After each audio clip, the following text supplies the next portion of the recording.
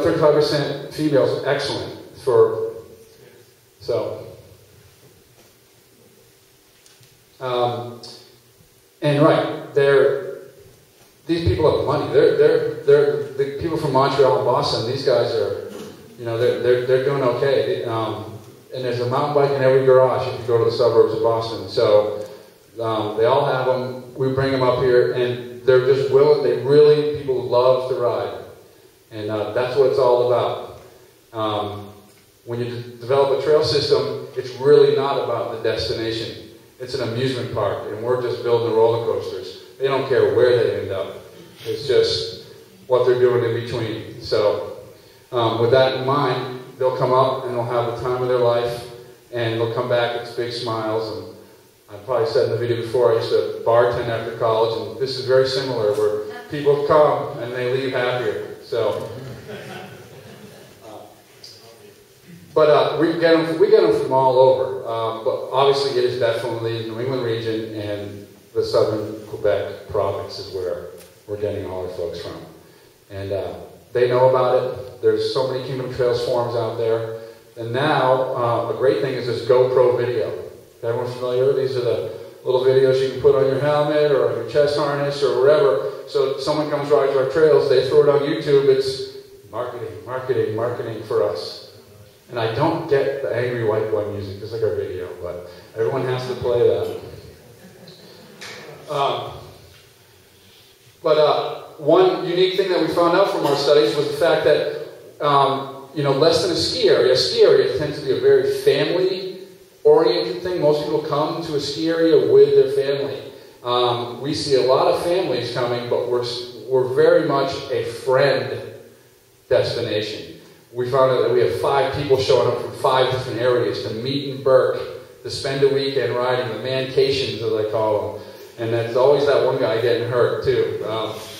But they do come, and then that's what they're doing, and it's great. And knowing that, that's how we change some of the things. We've created more group lodging. That's why camping was a big hit early on. It wasn't the fact that they didn't want to go stay in the motel. They wanted to hang out with each other, and relive their glory days, and have a great time and spend time with each other. So biking is a very social outing, and guys travel all over the place, and they want to do it together. They want to ride together and talk about it. It mainly is. It's a 3-day, 2-night thing. I mean, they're coming Friday, Saturday, Sunday. Just makes sense. And they're staying for 2 nights in the lodging. We don't have the lodging that you guys have here, so we have to really find vacation rentals, and that's worked out well for us. A lot of people that have winter condos or winter homes, and they're renting out their homes in the summer because we do have a shortage of lodging in our area. And I think I've said everything else on there. Any questions about demographics or?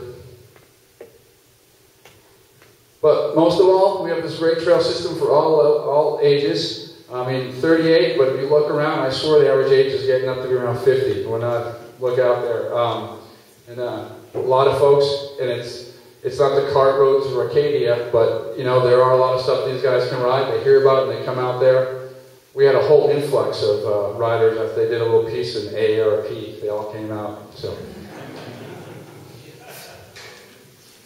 I think you get that when you turn 50 now. Is that right? But our big thing is developing the youth. We do that just like you guys do here. I mean, with skiers, you wanted to start them young, and we're doing a lot more programs with that. We have a local foundation now that helps us get bikes for kids. That seems to be the big problem is these kids are willing to ride, they just can't afford the bike. So we now have purchased a fleet of bikes and make them available to kids that can't afford them, but we're giving them lessons, teaching them how to ride and getting them out there. And a big thing I haven't mentioned yet is, early on, the economy was kind of here. Building a healthy community, I think, was the #1 thing for Kingdom Trails to begin with, and I think that's what we have. We have so many kids that just think mountain biking is second nature. It's like, you mean other towns don't have this? Everyone rides a bike. In doing so, we have a lot of real healthy community out there. Some kids, bike to school all the time, or after school they're coming in biking, and I'm getting these kids that are now they're 16 now and start working for me, which is great. So we're employing a lot of local kids. But we bring them to town, and we bring them to town because we build it right. That's it. I mean, we spend the extra resources. I mean, we're getting them in, but we're not just throwing trails in there. And I think we're not about just making the money. I mean, we know we bring the people, they'll spend their money, or they'll stay there and enjoy our place. So we'll go the extra mile to build the trail properly. This trail right here was our first excavated trail. It's a cross-country trail. And this guy wanted to show us what he could do. He was the guy in the video, Night Eye there. Pro rider, local guy. And he wanted to show us what we can do. And we were skeptical. But he built this. We rode it. And we're like, let's go. So now we're on the mountain. So this is the history of our day pass sale since I arrived. And as you can see, it's growing every year. Our membership goes anywhere from 2,000 households to 3,200 households in this period. It seems to be pretty steady in between those numbers. But there's people out there that want a mountain bike, and they're coming. So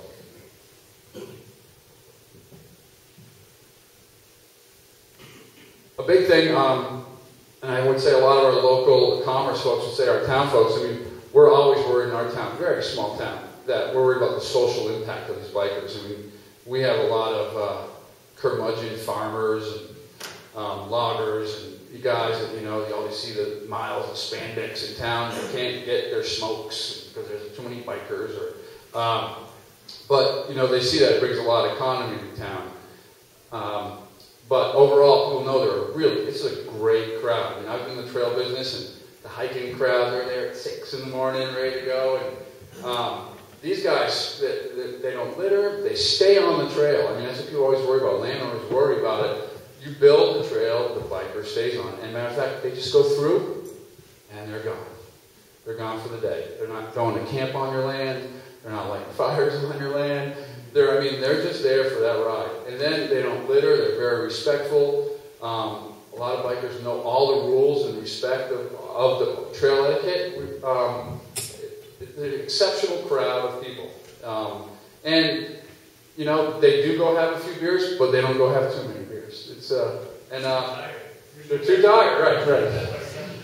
Right. We don't want to tell commerce people that. You want to tell them they're up all night spending money. Right? We also find that they appreciate the efforts. And more so than any other trail crowd, they're willing to help. And we have no problem getting volunteers. We have no problem people helping us maintain or getting trail stewards or inspectors or people to come out. And I think that's what has changed mountain biking in the whole country is the fact that land managers are allowing mountain bikers to build trails because they know that they're actually going to keep maintaining that system.